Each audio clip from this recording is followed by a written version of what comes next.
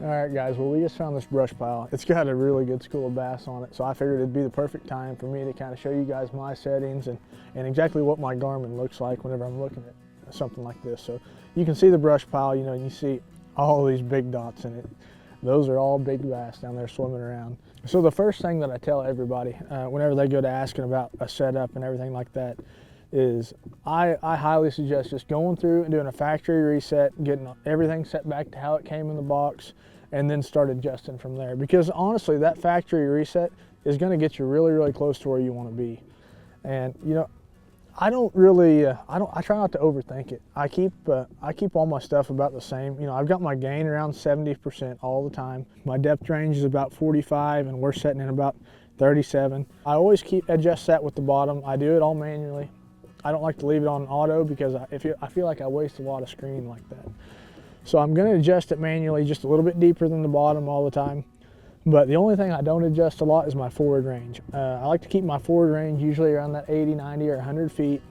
That way I can really cast accurately. You know, once you learn where you're seeing it on the graph and where you're casting, that really helps you make a lot more accurate casts, and you kind of start to understand the size of the fish you're looking at. You know, sometimes whenever I'm looking at these brush piles, I might zoom it in a little bit, but this pile is so big and there's so many fish in it, there's no need to zoom it in. So whenever it comes to the actual settings that I'm working with, let me click menu here, click my sonar setup.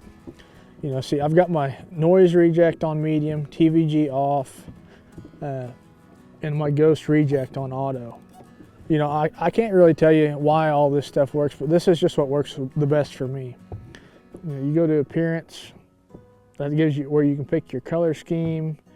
You know, I've got my color gain on default, color limit 0. You can play with that if you like, but I've got mine right where I like it right now. Whenever you go on down to layout, that's where you have your options for your grid overlay. You know, a lot of people like that, and they'll have it on it. You know, it brings all these squares onto your screen. I feel like it just kind of clutters up the screen for me, so I like to keep it off. You know, and it seems to really clear it up. But you know, I'm not a big computer expert. I don't know, you know, all the exact reasons why all this stuff works. It's just what I like. I'm a big fan of the blue screen. You know, we got a bright sunny day today. I mean, look how awesome those big fish pop like that, laying around that brush. I mean, you can see his tail wagging as he's swimming back into the brush pile there. It's kind of driving me nuts. I think I've got to go ahead and try to catch one.